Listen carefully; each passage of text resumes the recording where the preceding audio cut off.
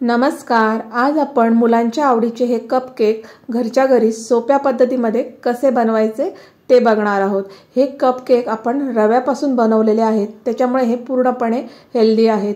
बाहेरून विकत आपण जे कपकेक आणतो त्याच्यापेक्षा कितीतरी सुंदर असे कपकेक एकदम सोप्या पद्धतीमध्ये घरच्या घरी आपण बनवू शकतो। तर ह्याची रेसिपी जी आहे ती एकदम सोपी आहे। रेसिपी मी नीट समजावून सांगितलेली आहे, त्यामुळे व्हिडिओ शेवटपर्यंत बघा। आणि जर तुम्ही माझं चॅनल पहिल्यांदा बघत असाल तर नक्की सबस्क्राइब करा। सबस्क्रिप्शन एकदम मोफत आहे। तुम्ही बघू शकता किती सुंदर असे कपकेक तयार झालेले आहेत, एकदम सॉफ्ट। हे बघा, मस्त एकदम कपकेक तयार होतात, एकदम सुपर सॉफ्ट असे। आणि कमी वेळेत तुम्ही भरपूर असे कपकेक तयार करू शकता। बाजारातून विकत आणायला गेलं तर ते फार महाग पडतं, पण घरच्या घरी एकदम कमी वेळेत आणि झटपट असे मस्त असे तुम्ही हे कपकेक तयार करू शकता। मुलांना तर एकदम खूप आवडतात। जेव्हा मी केलं ते माझ्या घरातले सगळे कपकेक फटाफट संपले। तर इतके सुंदर असे हे कपकेक तयार होतात। पूर्णपणे व्हेज आहे ही रेसिपी, पूर्णपणे व्हेजिटेरियन पद्धतीमध्ये आपण ही रेसिपी बघणार आहोत। सुंदर असे कपकेक तयार झालेले आहेत। हे बघा, एकदम सॉफ्ट आणि सुपर। बाहेरून बाजारातून विकत आणतो ना तशाच्या तशा सेम अगदी हा कपकेक तयार झालेला आहे। चला तर आता याची रेसिपी बघूया। तर हे बघा, याच्यासाठी मी ही पाऊण कप हे दही घेतलेलं आहे। हे बघा, दही जास्त आंबट वगैरे घ्यायचं नाही आहे, तर पाऊण कप दही घेतलेला आहे। अर्धा कप इथं मी तेल घेतलेलं आहे। हे मी थोडं जास्त क्वांटिटीमध्ये कपकेक बनवलेले आहे, त्यामुळे प्रमाण थोडं जास्त आहे। आणि याच्यामध्ये मी ही 1.5 कप साखर घातलेली आहे। हे जे सगळं जे प्रमाण आहे ते मी तुम्हाला डिस्क्रिप्शन बॉक्समध्ये देईन। तर पिठी साखर केलेली आहे मी 1.5 कप, आणि 1 कप याच्यामध्ये मी हे दूध घातलेलं आहे। नॉर्मल तापून थंड केलेलं दूध आहे हे। तर पिठी साखर घरच्या घरी मिक्सरला साखर फिरवून मी इथे ही 1.5 कप पिठी साखर वापरलेली आहे। आणि आता आपल्याला सगळं हे छान अगदी मिक्स करून घ्यायचं आहे। हे बघा, मस्त एकदम आपले छान अगदी मस्त सुपर सॉफ्ट असे कपकेक तयार होणार आहेत। नंतर मग याच्यामध्ये मी 1 पाव चमचा तरी व्हॅनिला इसेन्स घातलेला आहे। मस्त असा वास येतो व्हॅनिला इसेन्समध्ये। एक व्हेजिटेरियन केकचा जो मस्त एक परफेक्ट वास पाहिजे ना, तो व्हॅनिला इसेन्समुळे मिळतो। तर पाव चमचा व्हॅनिला इसेन्स घातलेला आहे, तो पण व्यवस्थित मिक्स करून घेतलेला आहे। आणि नंतर आपण हे रव्यापासून बनवतो। तर हा मी एकदम 0 नंबरचा जो रवा आहे तो 2 कप घेतलेला आहे। याला चिरोटी रवा असं म्हणतात, एकदम फाईन असतो। तर तो मी इथं थोडा थोडा करून वापरलेला आहे। एकदम घातला तर तो मिक्स करायला थोडं कठीण होईल, म्हणून थोडं थोडं घालून मी हे मिक्स करून घेतलेला आहे।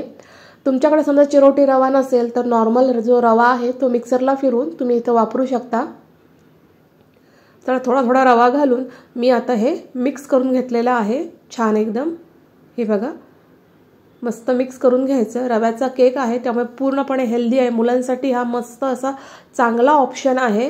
हे बघा, मस्त असं छान एकदम मी मस्त मिक्स करून घेतलेला आहे। छान मिक्स करून घ्यायचं, कुठेही गुठळी वगैरे ठेवायची नाही आहे, परफेक्ट। आणि आता याला मी झाकून 15 मिनिटं ठेवून दिलेला आहे, जेणेकरून रवा जो आहे तो छान मुरेल। एक 15 मिनिटं झालेली आहेत। हे बघा, रवा छान मुरलेला आहे, बॅटर पण थोडंसं घट्ट झालेलं आहे। आता आपल्याला हे जे बॅटर आहे ते थोडं अजून सेल करून घ्यायचं आहे।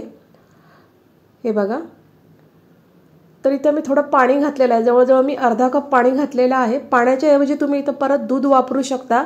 आणि हा जो रवा आहे तो आपल्याला सेल करून घ्यायचा आहे, कारण एवढं घट्ट बॅटरमध्ये केक परफेक्ट होणार नाही, थोडंसं सैलसर आपल्याला बॅटर पाहिजे। त्यामुळे मी अर्धा कप इथं पाणी वापरलेलं आहे। आणि हे बघा, प्लस सैलसर थोडंसं सैलसर असं बॅटर हे तयार झालेलं आहे। आपल्याला जी परफेक्ट कन्सिस्टन्सी पाहिजे ती मिळालेली आहे। आता मी याच्यामध्ये हा बेकिंग सोडा घातलेला आहे, तो अर्धा पाव चमचा घातलेला आहे। जास्त बेकिंग सोडा घालायचा नाही, नाहीतर त्याचा एक वास येतो, नंतर कपकेक खाताना एक वेगळीच चव त्याची लागते। आणि ही बेकिंग पावडर आहे तर ती 2 टेबलस्पून मी घातलेली आहे। तर 2 चमचे म्हणजे 2 टीस्पून, टेबलस्पून नाही सॉरी, 2 टीस्पून मी इथं बेकिंग पावडर घातलेली आहे। 1 कप जर रवा असेल तर त्याला 1 चमचा बेकिंग पावडर, मी तर 2 कप रवा वापरलेला आहे, म्हणून मी इथं 2 टीस्पून बेकिंग पावडर घातलेली आहे। आणि अर्धा पाव चमचा फक्त बेकिंग सोडा घातलेला आहे। आणि आता हे छान अगदी मिक्स करून घ्यायचं। मस्त अगदी एकदम हलकं असं बॅटर आपलं तयार होईल। बेकिंग पावडर आणि बेकिंग सोड्यामुळे हे बघा छान अगदी फेटून घ्यायचं. मस्त असा तो बेकिंग पावडर बेकिंग सोडा आहे तो बॅटरमध्ये छान मिक्स झाला पाहिजे. थोडंसं हलकं आपलं मस्त असं बॅटर इथं तयार होईल. तर केक तयार करण्यासाठी आपलं बॅटर आता परफेक्ट तयार झालेलं आहे. आता कपकेक करण्यासाठी मी बघा हे अशा शीट मिळतात. आता ऑनलाईन किंवा एखाद्या केकच्या शॉपमध्ये एकदम सहज अशा शीट मिळतात कागदाचे द्रोण. तर ते मी इथं वापरलेले आहेत. हा जो कपकेक करण्याचा ट्रे आहे तर त्याच्यामध्ये प्रत्येक शीट मी ठेवून घेतलेली आहे आणि त्याच्यामध्ये मी आता हे बॅटर घालत आहे. तुमच्याकडे अगदीच ट्रे नसेल तर तुम्ही इथं वाटी वापरू शकता. तर वाट्यांमध्ये सुद्धा हे कप ठेवताना खाली थोडंसं तेल लावायचं म्हणजे जे आतमध्ये हे कागद आहेत तर ते व्यवस्थित म्हणजे व्यवस्थित उभे राहतात आणि नंतर मग त्याच्यामध्ये बॅटर घालायचं.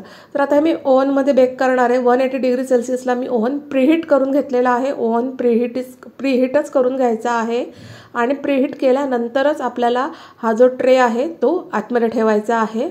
हे बघा, तर 180 डिग्री सेल्सिअसला मी ओव्हन प्रीहीट करून घेतला, ट्रे आतमध्ये ठेवला आणि नंतर मी हा जो 20 मिनिट्ससाठी सेट करून घेतलेला आहे. सगळं मी कन्व्हेन्शन मोडमध्ये केलेलं आहे.